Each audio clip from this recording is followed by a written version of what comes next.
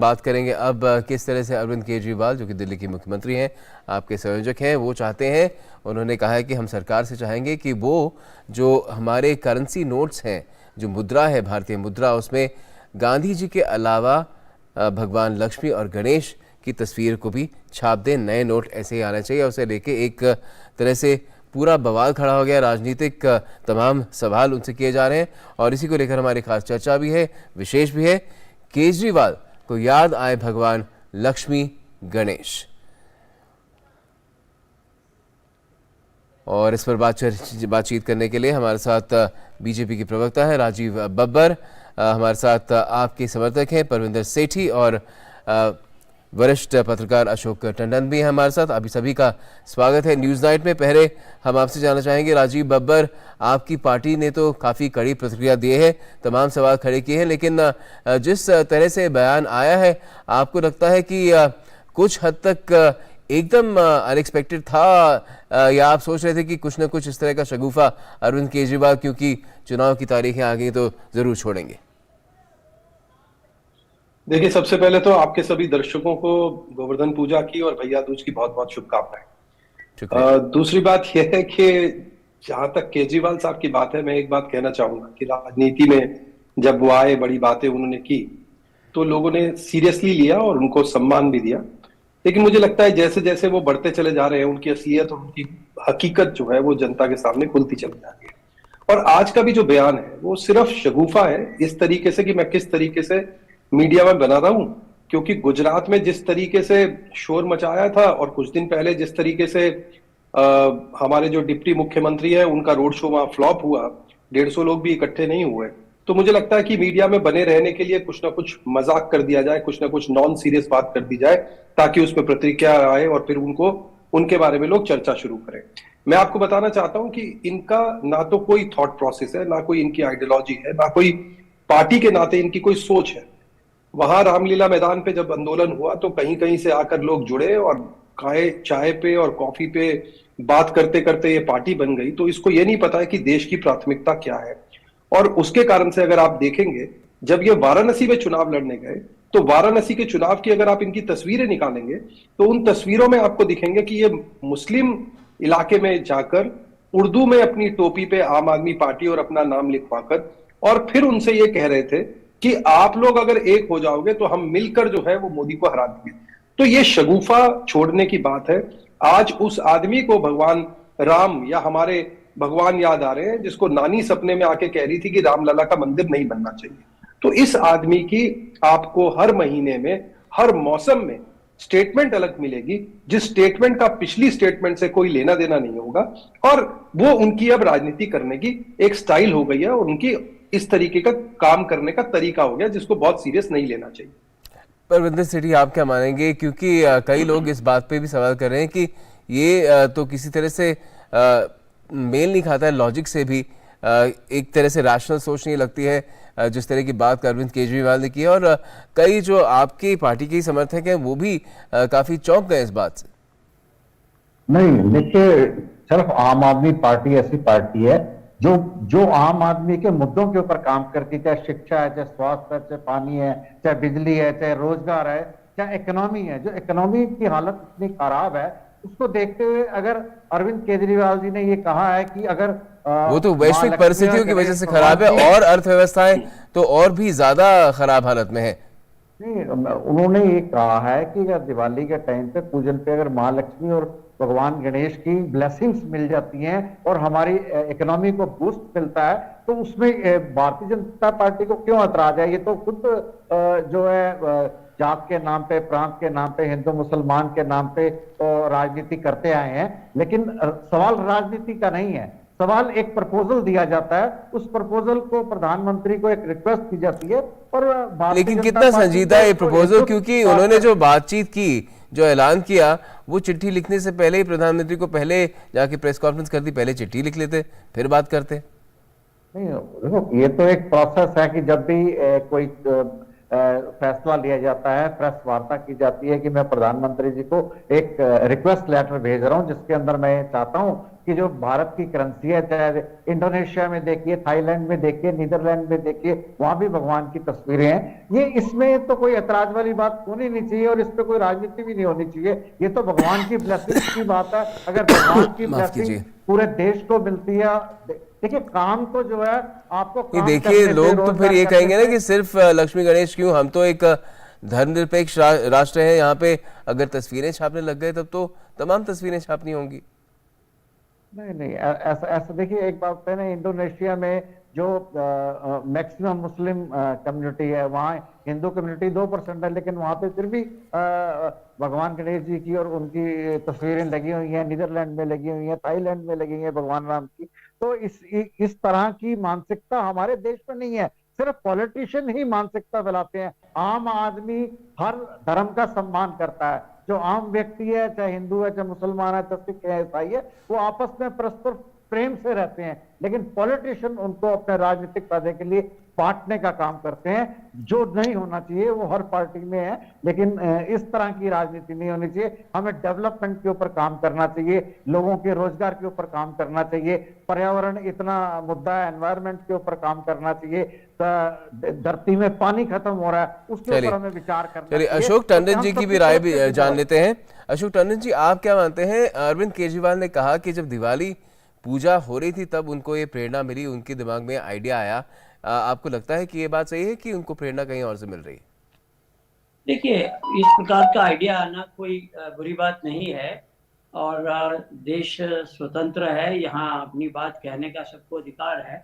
और अगर उनके ध्यान में ये सुझाव आया है और उसको, जैसे अभी आप ही कह रहे थे कि भाई वो एक मुख्यमंत्री हैं उनके मन में कोई भी सुझाव है तो और वो केंद्र सरकार को देना चाहते हैं, तो पहली बात तो ये है कि उनको लिखित में ये बात कहनी चाहिए।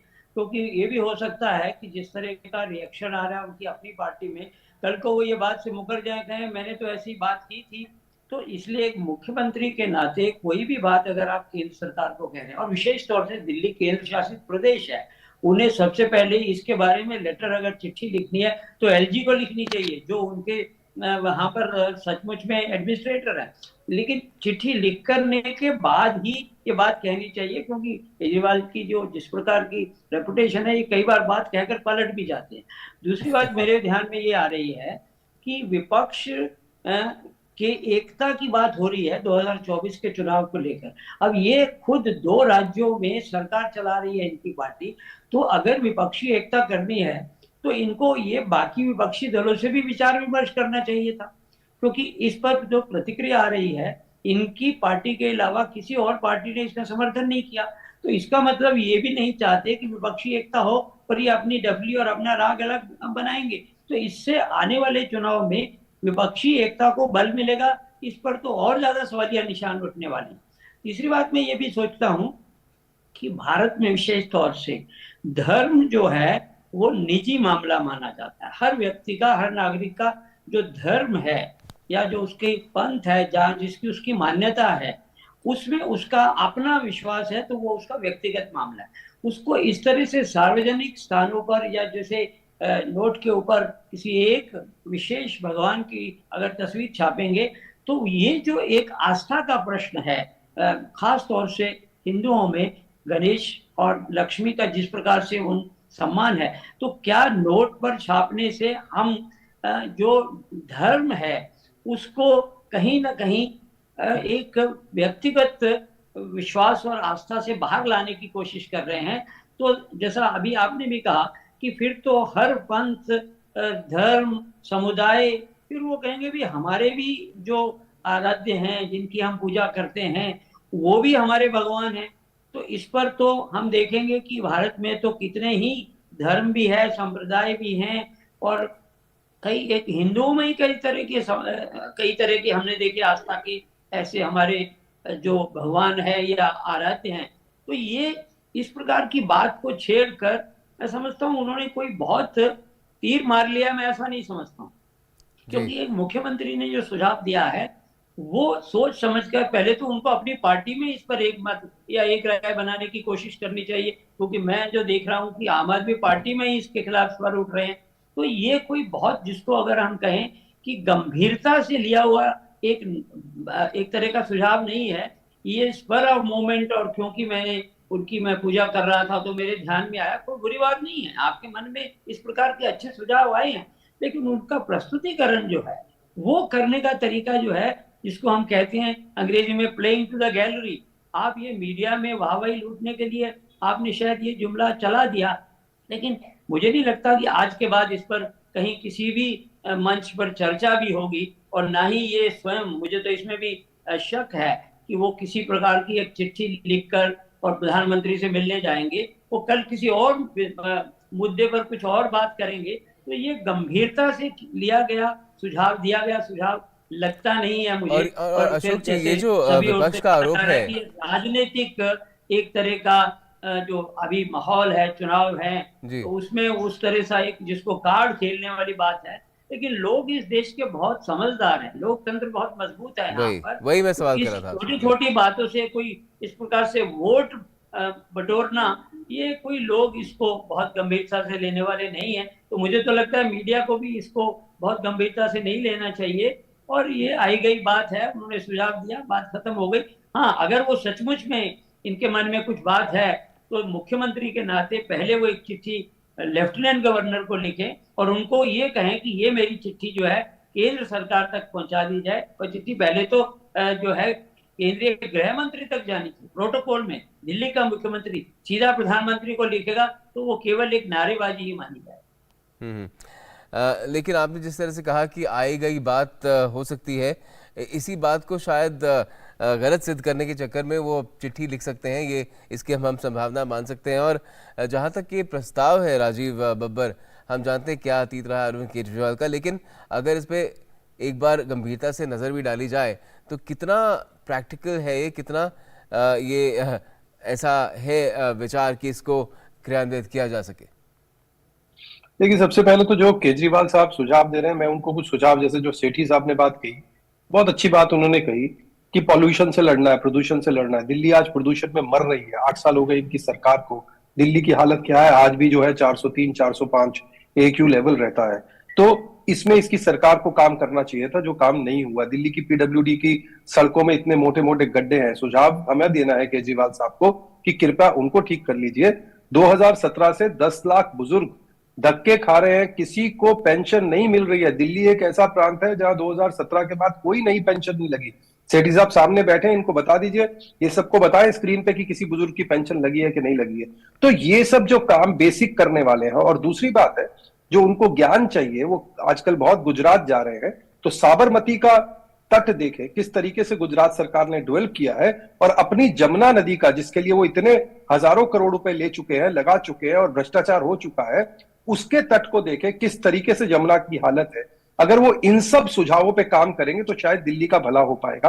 परंतु आप देखेंगे, ये एक ऐसा कोइंसिडेंस है कि किसी भी चुनाव से पहले, किसी भी बड़ी कार्यक्रम से पहले केजरीवाल जी को सपना आ जाता, तो कभी नानी आ जाती है, नानी कहती है नहीं नहीं राम मंदिर नहीं बनाना है, मेरे को बिल्कुल राम मंदिर नहीं बनना चाहिए। तो ये इनको सपना आता है, इनके नानी आती है, कभी इनको ख्याल आता है। तो ये नॉन सीरियस टाइप की बात, जैसे टंडन साहब ने भी कही, ये कोई बहुत सीरियसली कहा गया मुझे तो ये लगता नहीं। सिर्फ एक ही चीज है, क्योंकि पिछले 7-8 दिन से कोई न्यूज नहीं बन पा रही है, लोग सीरियसली नहीं ले पा रहे हैं, कोई इशू लोगों को रजिस्टर इसका नहीं हो रहा है, तो इस कारण से अब मेरे को कुछ ना कुछ ऐसी बात कर देनी चाहिए ताकि मैं मीडिया में बना रहूं। और उसमें तो वो सफल हो ही जाते हैं। आज हम चर्चा कर रहे हैं, क्योंकि उन्होंने अगर ऐसा नहीं बोला होता तो हम चर्चा नहीं कर रहे होते। तो वो तो जो इस तरीके का शगुफा वो छोड़ते हैं, उसमें उनको लाभ तो मिल ही जाता है कि चर्चा लोग करने लगते हैं। तो कई लोग ऐसे होते हैं जिनको अपने आप को चर्चा में रखने के लिए कुछ भी कॉम्प्रोमाइज करना पड़े, क्योंकि उनके लिए ना तो जनता की प्राथमिकता है, ना दिल्ली की प्राथमिकता है। उनके लिए तो एक ही प्राथमिकता है कि मैं किस तरीके से मीडिया में बना रहा हूं। तो ये सब चीजें छोड़ के दिल्ली के प्रति जो सुझाव है उन पे काम करें, दिल्ली को बचाएं। दिल्ली के बच्चों के फेफड़े जो हैं वो सूख रहे हैं, उस पे काम करेंगे तो शायद अच्छा होगा।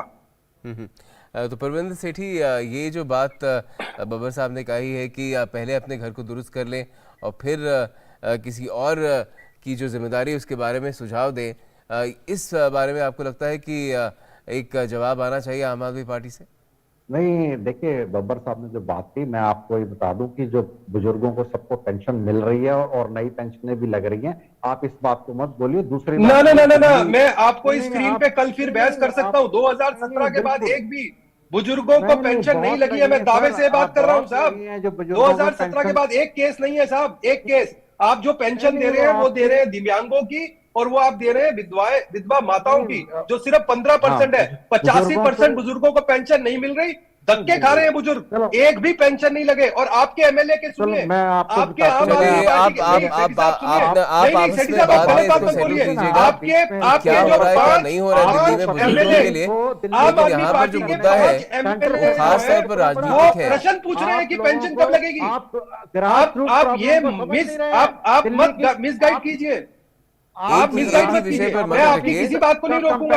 आप अपनी बात कीजिए हजारों साहब। करोड़ रुपए का जो पैसा है सर वो पहले सर कांग्रेस पार्टी पिछले ने खराब करा। सर जमुना को साफ करने थोड़ा के सा लिए तो यमुना बदल सकती थी दिल्ली ना, के थोड़ा सा अंदर तो बदल आप सकती थी अपने यमुना। समय में भी बोलेंगे, मेरे आप समय मुझे में भी बताइए बोलेंगे। ना, ये तो बात नहीं है ना आप बब्बर साहब, बताइए अपने ना समय किस में तरीके बोलेंगे, से आप मेरे समय काम में कर रहे बोलेंगे। हैं, ये तो किस बात नहीं है तरीके ना। से मुझे बुरा जवाब हाल देने हो रहा का है। मौका साथ तो साथ आप दीजिए लोग में इस ना। पोल्यूशन मुद्दे से बढ़ता आप में चला जा रहा है। सहमति पैसे नहीं है। आपको मिल रहे हैं। आप एक दूसरे सारा में दिल्ली आपसे का 1200 करोड़ नहीं खर्चे इसके गए तथ्य पोल्यूशन सामने को कंट्रोल पेश करने कीजिए के लिए। आप अपने और अगर ये फिर इस नितिन मामले को गडकरी, सेटल करिए। अभी सुनो, आगे बढ़िए। नितिन गडकरी जी मैं अगर आपसे ईस्टर्न गुजारिश कर रहा हूँ आगे पेरिफेरी बढ़िए और प्लीज। वेस्टर्न पेरिफेरी एक नहीं बनाते मानसिकता है, और जब उनके पास 60,000 कंटेंट ट्रक नहीं होता, बाहर से कोई नहीं जवाब जाते नहीं दिल्ली होता, के, तो दिल्ली दूसरे पोल्यूशन के में बीच मर नहीं जाता। बोलते, अपनी ये बात तो के बीच नहीं बोलते। केंद्र सरकार की, लेकिन आप सुनने को तैयार प्रधानमंत्री नहीं मोदी है। जी की आप और नितिन नहीं, गडकरी जी की ये तो कोई एफर्ट के डिबेट नहीं कारण होगा। देखिए, पोल्यूशन दिल्ली में कम हुआ है। परविंदर जी, अगर साफ आप बात जब है तक कि सच बोल रहे दिल्ली थे मैं आपकी बात की जहां सुन तक रहा बात है, था। अरविंद जैसे ही केजरीवाल आपने की बुजुर्ग जवाबदेही बोलेंगे, कई बोला, मुद्दों में मैं बनती आपकी है। बात नहीं सुनूंगा। दूसरे के समय पे भी बोलेंगे। बिल्कुल नहीं एक मिनट आप बब्बर जी, आप एक मिनट नहीं, मुझे सवाल मैं करने आपको दीजिए बोल इनसे। दूंगा, लेकिन आप झूठ मत बोलिए। बब्बर जी, आप तथ्यों को हाँ, सही परविंदर जी, आप मुझे जवाब दीजिए। कीजिए।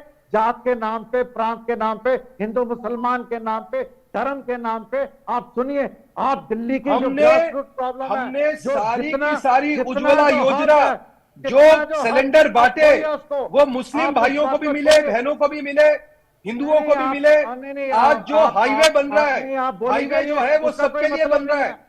देखो, वो किसी करोड़ों एक धर्म लोग के लिए नहीं आप- बन रहा, विकास टंडन जी, सबके लिए हो रहा मैं है। टंडन जी से एक आप आखिरी जिस सवाल करना तरीके की चाहूंगा इससे घटिया पहले कि हम इस राजनीति कर रहे चर्चा को हैं खत्म दिल्ली करें। के टंडन अंदर, जी, ये इस सब तरह के खेल माहौल में आप जो कर रहे हैं ये ठीक नहीं है। चुनावी जो मुद्दे हैं वो एक तरह से गौण होते हैं, क्योंकि इस तरह की जो मैं तो बहस चलती है, एक शोर मचता है, जनता एक तरह से गुमराह भी होती है। आपको क्या लगता है कि दिल्ली इस के अंदर तरह का 60,000 इस तरह की दिशा होनी चाहिए 60,000 राजनीति व्हीकल्स दिल्ली के बाहर जाते हैं, पोल्यूशन उसके कारण कम हुआ है। आपने जो बात कही मैं उसकी उत्तर दे रहा हूँ। माफ कीजिए, आप मुझे पेंशन मैं आप दोनों से दरख्वास्त करूंगा, 2017 मैंने वरिष्ठ पत्रकार हैं टंडन जी, उनसे सवाल किया, उनको जवाब देने दीजिए प्लीज।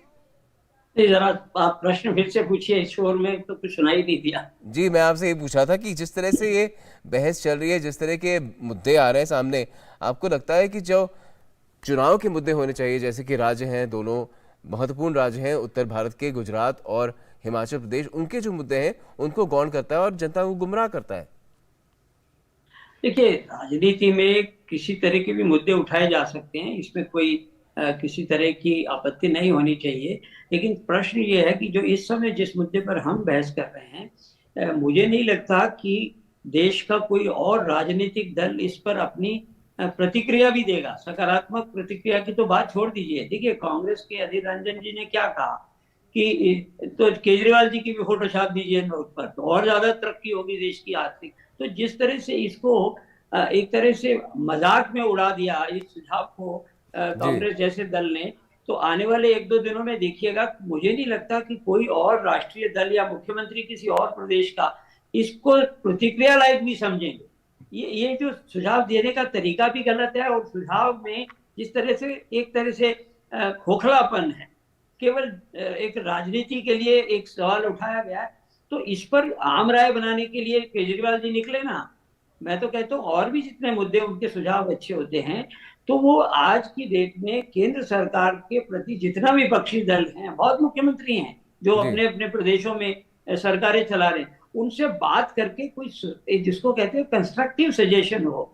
ये हवा में उड़ाकर आपने कुछ बोल दिया, कल कुछ और बोल देंगे, तो ये कोई गंभीरता से लेने वाला मामला नहीं है। और मुझे लगता भी नहीं है कि देश के लोग भी या राजनीतिक दल भी, विपक्ष के दल भी, समाजवादी दल ने भी इसका मजाक उड़ाया है, कांग्रेस ने भी मजाक उड़ाया है, तो इसके लिए फिर ये अपनी जो उनकी प्रतिष्ठा है मुख्यमंत्री के नाते, उसकी गरिमा गिरती है। जिस तरह से वो जी बात करके जिसको कुछ कहा और आगे चल दिए, उससे कहीं आज देश में भी और विपक्षी खेमे में भी केजरीवाल जी को कोई बहुत गंभीरता से नहीं ले रहा है। बिल्कुल बिल्कुल, हाँ, ये अगर उनको वो खुद दिल्ली के सोचने की बेहद कह रहे हैं, ज़रूरत है। और पता अगर है, वो इसके बारे में तो संजीदा है जो तो अभी फिर यहाँ जिस तरह पर से आपने बहस हो रही बताया थी, कि हाँ, इसमें एक नीतिगत कार्रवाई होनी चाहिए और दलगत कार्रवाई होनी चाहिए और तमाम एक आम राय बना के आगे बढ़ने की कोशिश करनी चाहिए। अगर इसमें कुछ सीरियसनेस है, कुछ संजीदगी है तो, नहीं तो फिर हम आप इसके बारे में चर्चा करेंगे और कल सब इसके बारे में भूल जाएंगे। बहुत बहुत शुक्रिया टंडन जी, और आप दोनों हमारे साथ जुड़े, बब्बर जी और परविंदर सेठी जी, बहुत बहुत शुक्रिया इस चर्चा के लिए।